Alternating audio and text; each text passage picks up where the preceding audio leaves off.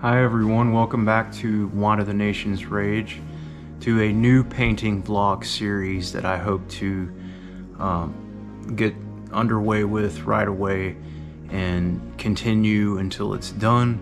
I have a new painting that I'm going to attempt to complete in as little amount of time as possible, and I have a concept drawing here that I'm gonna base it off of. This is a drawing that I actually made last summer.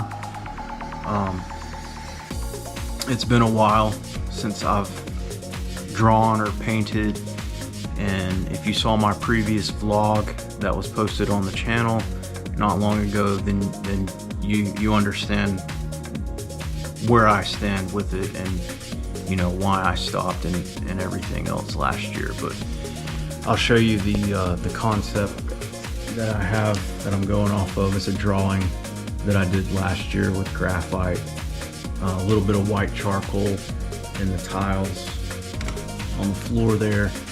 But basically this is a scene from a hallway.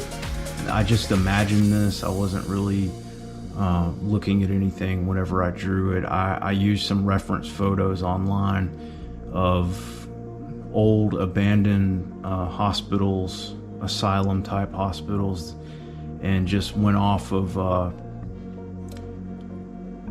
what buildings from that time period would have looked like, the doors, the floor, the lighting, and just kind of went with it.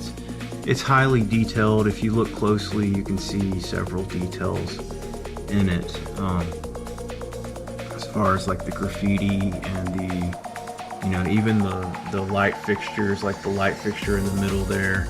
Hopefully you can see it, but it's kind of damaged.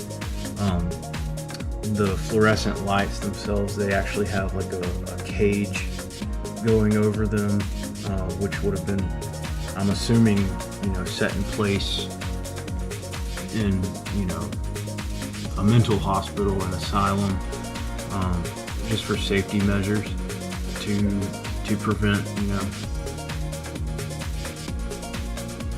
foul play, I guess you could call it, damage to the lights from the patients.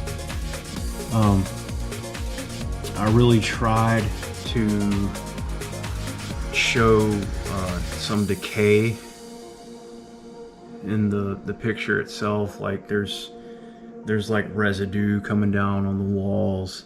It looks stained, it looks old, it looks abandoned, it looks like it's in pretty rough shape. I've had a lot of people tell me that this actually looks pretty creepy, and that's kind of what I was going for. I was kind of, not necessarily going for creepy, but just abandoned, decayed, dilapidated, that kind of thing. So I really want to try to capture that in this painting. I have new techniques that I've learned about as far as color. That was definitely one thing that I didn't know a whole lot about the last time I did make a painting. Just, the whole strategy on trying to use color temperature, toning down or desaturating color itself so it's not like screaming. Just knowing how to balance warm and cool colors with each other, using complementary colors, things like that, that I'm trying to really pick up on and learn how to use, those valuable concepts that you would probably learn if you went to art school. But I've never been to art school. I'm just self-taught, trying to go off of the awesome content that you can find online. There's so much. We're so blessed to have so many people out there that share their art, people that have had formal training on it, just sharing the secrets and stuff on how fine artists paint and draw and everything else. Like, we're just I'm thankful for those people that took the time to put that content out and share it, because I've learned a lot just by watching it. So anyway, I'm about to get started on this. I hope you guys enjoy this first video of the series. It's going to be time-lapsed, and I'll be doing a voiceover periodically throughout the video. So thanks for watching, and let's paint. Alright guys, so we are literally starting out here with a blank canvas. No primer, no gesso of any sort. I just wanted to do it the old-fashioned way and just let the canvas soak up what oil paint it's going to soak up. So what I'm doing here is I'm mixing 3 various values of gray, and what I'm trying to do is range from a cool gray to a neutral to a warm gray.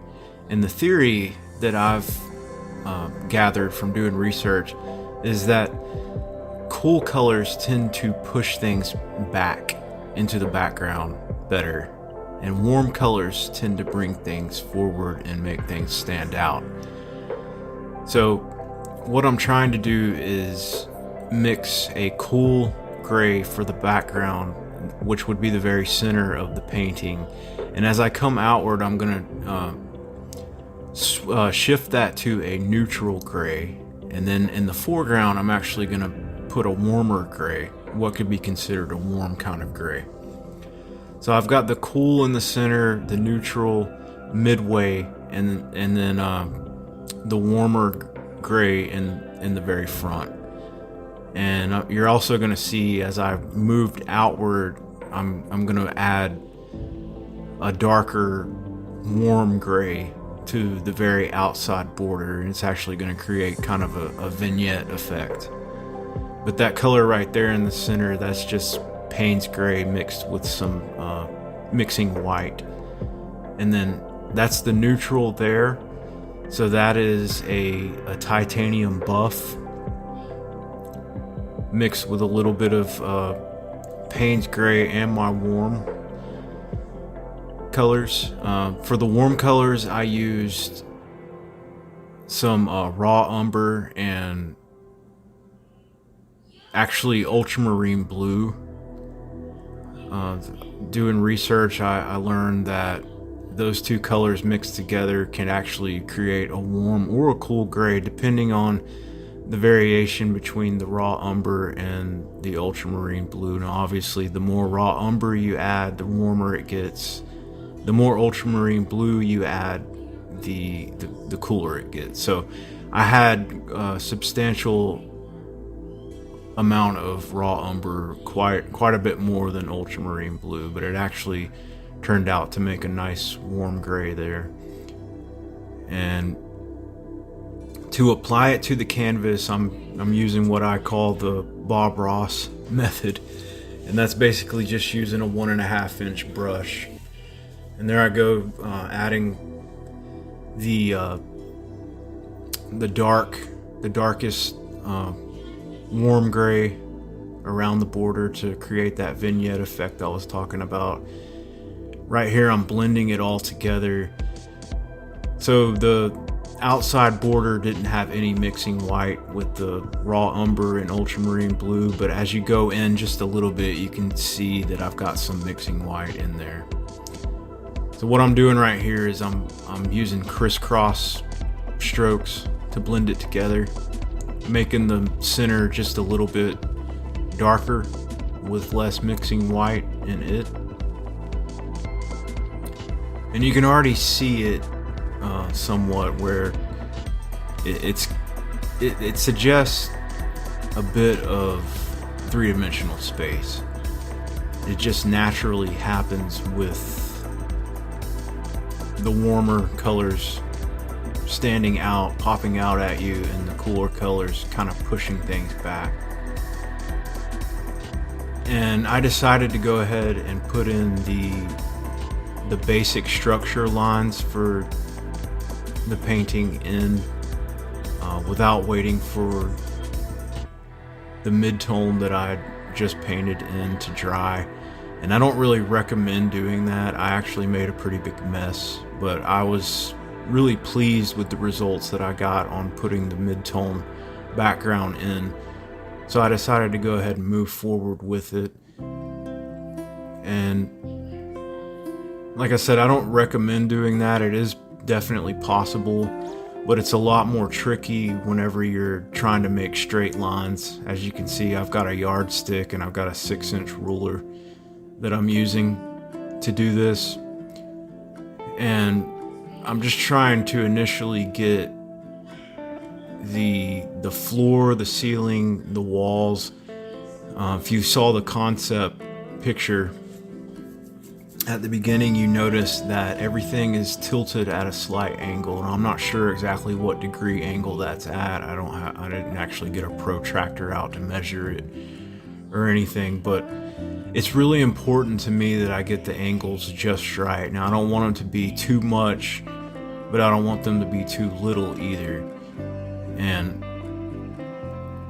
that was my idea when I first made the drawing, is that I want to have everything at a slight angle, a slight shift, to almost induce a little bit of vertigo as you look at it. And your eyes are going to be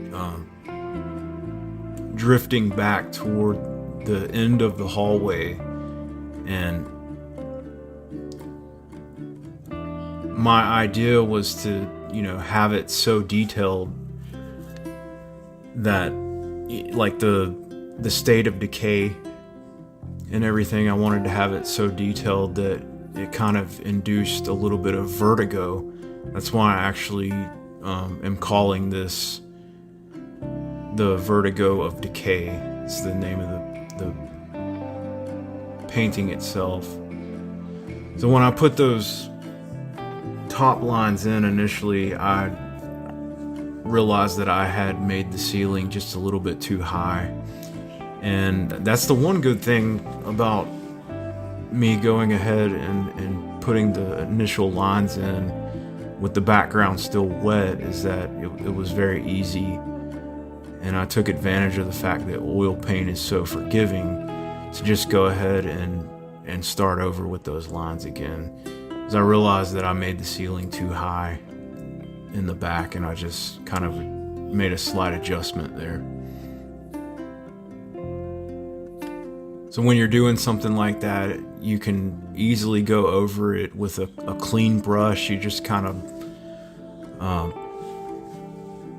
smearing it out, and then you're using the background. If it's still wet, you're just taking the same big brush that you use to paint in the background, and you're kind of doing that same blending method again, and it covers it right up. It makes it a little bit lighter. It's not quite as dark, but it's hardly noticeable.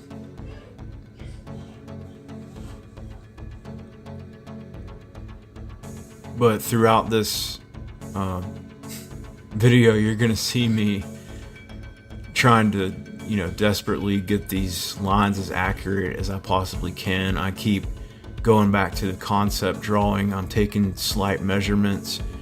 I'm trying to upscale things, but I'm also trying to keep things in proportion by adding slight bits of length to each line that I'm putting in. As I do this, I'm trying to keep the sum of everything somewhat fluent and accurate with each measurement that I'm taking. I'm adding so much just to upscale what I've got in the drawing onto the canvas.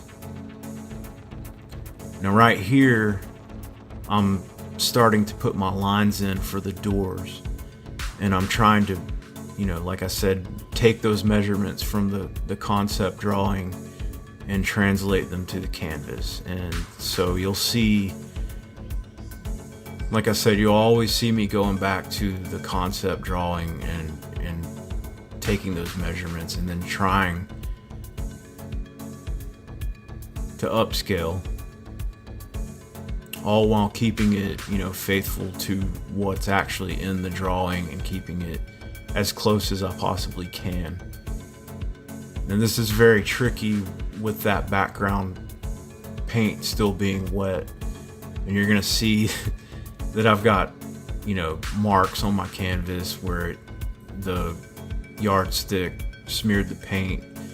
I'm also using this little flimsy 6-inch ruler because that's really all I have. I like that it's clear. I can see through it when I'm using it, but it's very flimsy and I really need to get a sturdier ruler to use. But I was very clumsy in how I went through with this. I actually, I think I dropped the yardstick a couple times while I was doing this. I really need a sturdier easel too. It's the one that I have. It's kind of like a travel easel. I guess it's for doing like plein air painting. Like if you're gonna go outdoors and just sit for brief periods of time and paint. It's a good travel size easel, but it's not really something that you would have in a studio or anything like that. It's small, it's flimsy, but it does the job. It's all I've got for right now, and it does the job for me. I make it work. The hardest part about this to me was just trying to keep the yardstick in place as I had it pressed up against the canvas and try to keep it from smearing the wet paint around, which had still happened. So I also periodically would go back with a bigger paintbrush and try to smooth the areas out that got messed up when I was doing this. But as I progress through these basic lines, you'll kind of start to see how the mid-tone is helping convince you that this is actually an area of depth, that it's a three-dimensional space, and you can start to see how those cool colors are really starting to push the lines back, and with it being a one-point perspective, it's actually working really good. It's going to be interesting to see as I add more detail to the line structure, how things turn out with those midtones.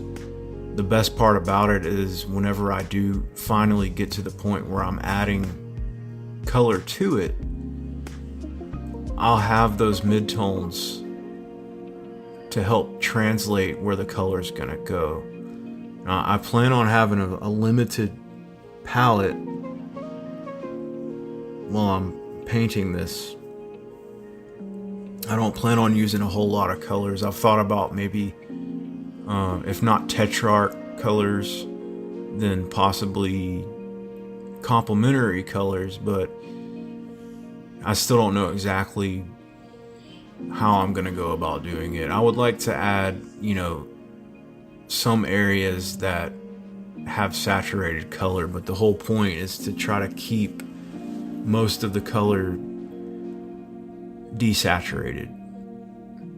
This is a very tedious process, and in my opinion, the most difficult part of a painting is the initial phase. Now, the other steps to it are extremely time consuming, but they're all based off of the initial phase. The initial part of it is so important. It's so important that you get your structure laid in. And if you look at it right there, I actually am off a little bit on the left side with the lines for the top of the door. It's actually a little bit too low on the left side. It doesn't match up with the right side. So I'm gonna have to go in and fix that as well. But it's all just a matter of concentration, focus, control with your hands.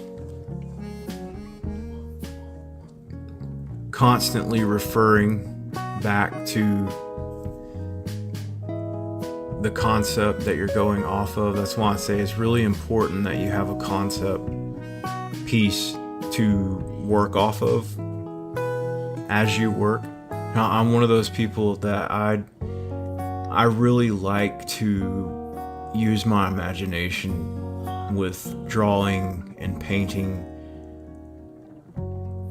I don't prefer looking at things and going off of, observation, but I do realize that it's necessary to draw and paint from observation, from portraits or from still life, or just painting what you see in the world. I understand that's necessary in order to get more accurate with making things portrayed in a more realistic fashion from your imagination. So I'm trying to combine everything together. I'm trying to practice by looking at things in real life, or looking at photographs, or just looking at the way that light hits objects, which causes form, and trying to study color so that I can get better at depicting the things from my imagination and trying to make those things look as realistic as possible. That's really my goal in the end. But this is where we will end in part 1.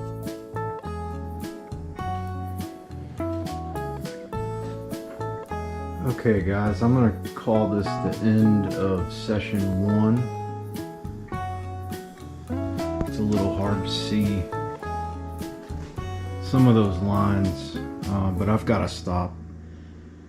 I got to wait for it to dry, because at this point, I'm basically just digging paint back up off of the canvas, and more than laying down line, I'm actually creating texture. And at this stage, I really want to avoid doing that, because I've still got several layers to add to the canvas. So I'm gonna let it sit like it is for now. And the main point is, I know I got a little hasty, a little impatient, and I could have waited for the mid-tone fill-in stage. The first thing that I did, I could have waited for that to dry. Honestly, probably would have been better if I had done that, but it's okay, because I was so pleased with my little experiment in the variable between the cool and the warm colors, that I just had to lay in the main frame lines, the main structure of the painting itself. I had to see what it would look like, and I'm pretty happy with it. I struggled a little bit with some of it. Had to go over as best as I could with the paint being wet, had to go over some certain parts of it twice, but I think I've got the perspective pretty dialed in, and the layout, it's not perfect, but it's pretty close to the basic structure of the drawing. It's pretty close. It's not spot on, but it's good enough for me to work with from this point out. So basically, everything from this point out is going to be based off of these frame lines and the color temperature. The good thing about this is, I know I already talked about this a little bit in the voiceover, but I've got something to translate to color now. Whenever I do add the colors, which I'm going to be working off of a pretty limited palette whenever I do this, I'm going to limit my color usage, and I'm going to limit my saturation for sure. when I'm doing this, when I do go to add the color in, but I still haven't figured out exactly which colors I want to use. But I at least I know that whenever I go to put the color in, I have something to translate it with now. This is the first time I've ever tried to do this, and I'm really pleased with what I've got so far. It's appealing to me. I mean, it looks appealing. It looks like something that, you know, I can really go somewhere with. So yeah, anyway, I'll see you guys in the next video, and we will continue from here. Like I said, I've got so much more detail to add as far as line work before I can actually start the block-in phase. I've still got a lot of detail with lines. The floor, the doors, you know, the lights up there, the back window. Trying to add in a little bit, just basic details on the walls. That'll all come next with as far as lines. So I'm basically trying to redraw a lot of this with the paintbrush before I start worrying about blocking anything in, adding any kind of texture. And I think that on my previous two paintings, that was a step that I skipped out on. I didn't spend a whole lot of time working on line frames, or whatever you want to call it, the structure of the picture itself. That's what I'm trying to say.